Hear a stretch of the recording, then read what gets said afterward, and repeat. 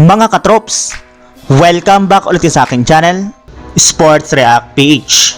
At ngayon nga ay pag-uusapan natin ang balitang pagtanggal agad ng Minnesota Timberwolves kay Julius Randle. Pag-uusapan na rin nga natin dito sa ating panibagong video ang naibalitang bagong player na gustong sumali sa Los Angeles Lakers.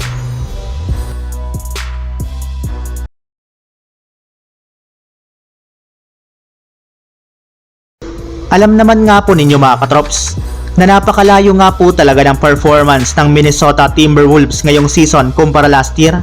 In fact, kung nung nakarang taon ay nagkaroon ng kanilang team ng record na 24 wins at 4 losses sa loob ng 28 games sa regular season, ngayon nga po ay nagtala lamang sila ng record na 14 wins at 14 losses. At lahat nga po ng mga iyan ay nangyari simula nang kunin nga po nila si Julius Randle mula sa New York Knicks kapalit ni Karl Anthony Towns. Maling-mali nga na po talaga sa simula pa lang ang paggawa ng Wolves ng ganitong klaseng trade dahil literal nga po nawala itong impact sa kanilang mga laro. At para nga po maisaayos muli ng kanilang front office ang kanilang lineup, ay kailangan na rin naman nga po nilang tanggalin agad-agad si Randle, which is balak ng gawin ng Wolves sa mga susunod na linggo. Ayon nga po sa ibinulgar na balita ng isang Wolves insider, susubukan na nga na pong i-offer muli ng Timberwolves si Randle sa ibang mga team upang sa ganon ay mabalanse nga po nilang muli ang kanilang lineup. Samantala, punta naman tayo sa ating sunod na pag-uusapan sa naibalitang bagong player na gustong sumali sa Los Angeles Lakers.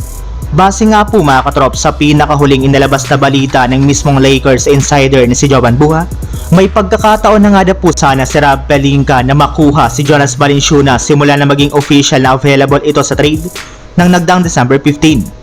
Subalit mas pinili nga po ni Rob Pelinka na hindi muna nga po nila ito kunin at patagalin muna ang kanilang mga ginagawang trade talk sa ibang mga kupunan.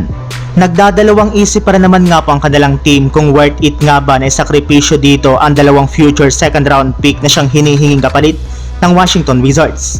Pero sigurado na rin naman nga po ang Lakers na kukuha talaga sila ng bagong player as soon as possible. Pero hindi lang naman nga po trade market ang pwedeng pagkuhanan nga po nito ng Lakers dahil maaari rin naman nga po silang mag-sign ng player sa loob ng free agency market kapag nakagawa sila ng isang bakanting pwesto sa kanilang lineup. At isa sa mga pwede nga po nila ditong kunin ay ang free agent na si Dennis Smith Jr. na sinabi sa kanya naging interview sa media na gamit nga na po ang kanyang talento ay makakapag-contribute pa rin nga po siya ng malaki sa ilang mga teams, kagaya na lamang ng Los Angeles Lakers na isa sa mga kupunan na gusto nga po niyang sunod na paglaruan. Kailangan lamang nga po niya ng isang pagkakataon para mapatunayan dito ang kanyang sarili. So yun lang mga katrops, ang handog kong story ngayong araw. Sana nag-enjoy kayo, please like and subscribe my YouTube channel, Sports React PH, para sa iba pang story at update patungkol sa NBA. Kita-kits muli sa ating susunod na video.